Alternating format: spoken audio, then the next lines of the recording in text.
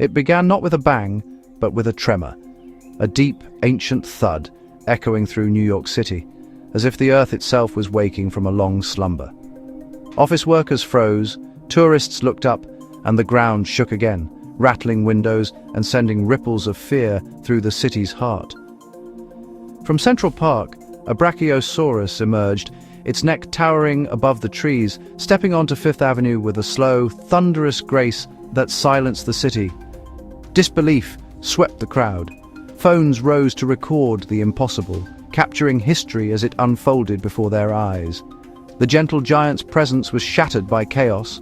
Raptors darted from the subways, their eyes scanning the terrified masses, moving with predatory precision. Panic erupted, screams drowned by the predator's shrieks as the city's order dissolved into primal fear.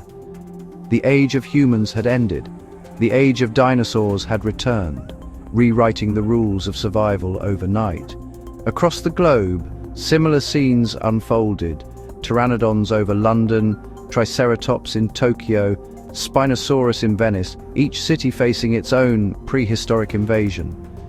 These were not monsters from movies, but real, living animals, confused, frightened, and dangerous, struggling to make sense of their new world. The world's systems unraveled in hours, replaced by prehistoric chaos and the raw power of nature unleashed. Communication networks collapsed under the flood of terrifying images as humanity struggled to comprehend the scale of the disaster. There was no invasion, no mothership, just the past reclaiming the present, with no warning and no explanation. The world we built was being taken back by nature in its most majestic and terrifying form, as if time itself had reversed. We were no longer the masters of Earth, but mere witnesses to a new era.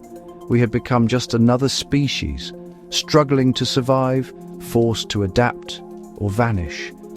The illusion of control was gone. Humanity's reign was over, and our monuments became relics overnight. The planet belonged to the giants once more, their shadows stretching across our abandoned streets. Our reality had become unimaginable, a world where the ancient past and modern present collided. The world stood still and everything changed. The dinosaurs had returned, and nothing would ever be the same. How did this happen? How did creatures from a lost era return to walk among us, their shadows stretching across the modern world? The answer wasn't cosmic, it was human. Driven by curiosity and ambition, we reached into the depths of time. In secret labs, scientists pursued de-extinction, funded by shadowy billionaires who dreamed of rewriting history. The Genesis project aimed to resurrect dinosaurs using ancient DNA, painstakingly extracted from fossils and amber. Geneticists painstakingly reconstructed shattered DNA, filling gaps with genes from birds and crocodiles, bridging millions of years of evolution. CRISPR technology allowed them to edit embryos, inserting dinosaur DNA into modern eggs with surgical precision.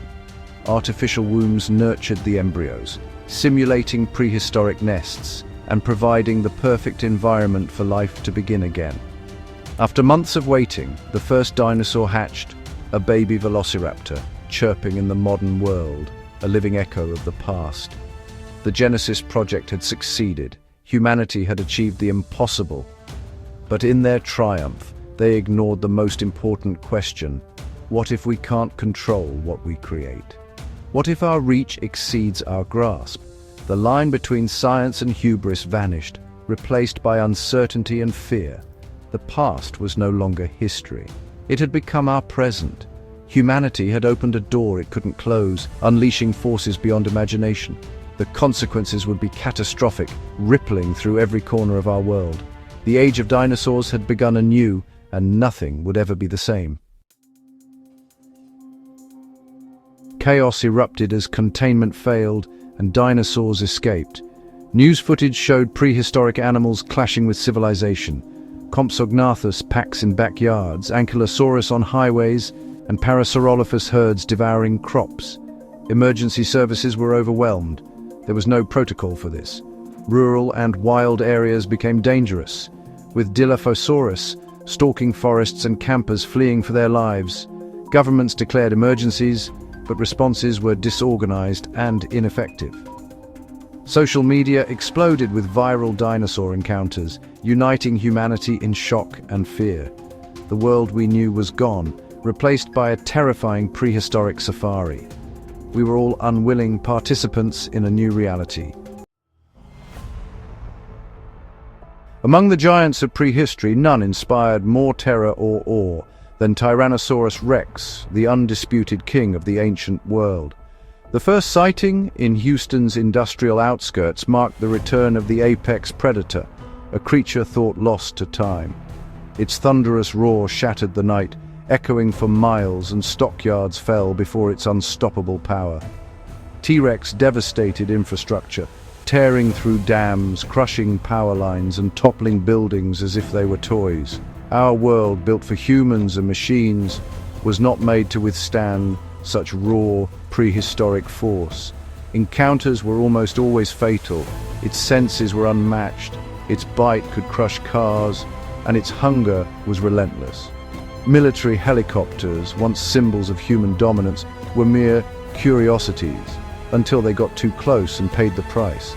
The T-Rex's presence turned entire regions into no-go zones, severing vital supply chains and causing mass panic and confusion. Its roar became a symbol of our new reality, reminding us that we were no longer at the top of the food chain. Civilization's illusion of safety was shattered, replaced by fear and uncertainty. The Tyrant King ruled again, reclaiming a world that once belonged to its kind. We had underestimated nature's power, and now the wild was taking back what was once lost. The T-Rex was a living reminder of our vulnerability, a force beyond our control or comprehension. The age of the predator had returned, and humanity could only watch as the balance of power shifted once more. The dinosaurs' return triggered an ecological disaster. Herds of herbivores stripped farmlands bare, causing food shortages and famine. Native species were outcompeted, ecosystems destabilized, and predators struggled to adapt. Prehistoric pathogens, like the deadly saurian flu, spread rapidly, overwhelming hospitals. The planet itself changed, sauropod herds compacted soil, methane emissions accelerated climate change, and ancient plants altered the air. We faced not just an animal invasion, but a planetary transformation. The Earth was reverting to its Cretaceous past. Our survival was threatened on every front: food, health, and environment. The world was being remade by forces we unleashed. Humanity was no longer in control. The crisis was only beginning. Humanity fought back with desperation and ingenuity. Martial law was declared. Militaries mobilized, but tanks and guns proved ineffective. The strategy shifted to containment. Massive exclusion zones, towering walls, and electric barriers separated humans from dinosaurs. Drones and sensors monitored movements. Sonic emitters protected cities. Evacuation plans and shelters became routine. And new weapons, tranquilizer rockets, anti-materiel rifles, were developed. Elite wardens trained in paleontology and animal behavior became the new defenders. We adapted, learning to fight monsters with science and strategy. Survival demanded innovation and unity. Cities transformed into fortresses, reinforced, clustered, and connected by sky bridges. Rooftop gardens replaced ground parks. Green corridors guided dinosaurs safely through urban areas. Sonic fences and drones kept the peace, creating a fragile truce. Subways and maglev trains became the main transport. Aerial drones filled the skies. Waste and power systems were redesigned for security and resilience.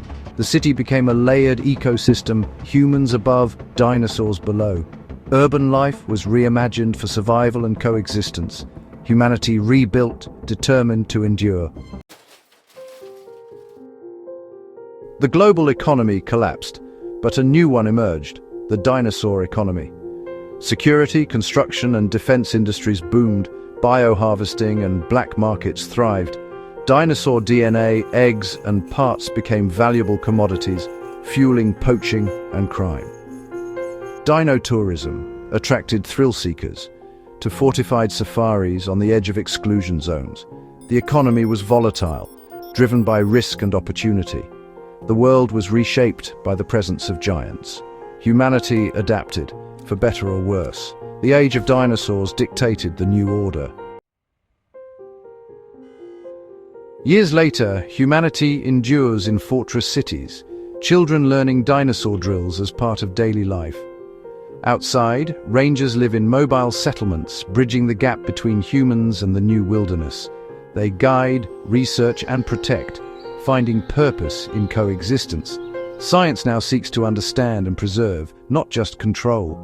Dinosaurs are seen as a priceless inheritance, not monsters. Researchers uncover their intelligence and social bonds, learning from the past to shape the future. We stand at a crossroads. Walls keep us safe, but bridges offer understanding. The return of dinosaurs forced us to confront our arrogance and fragility. We have survived, but the future is unwritten. Our world is now shared. The ultimate question: can we coexist, or will conflict define us? The giants walk the earth again. What kind of humanity will we choose to become?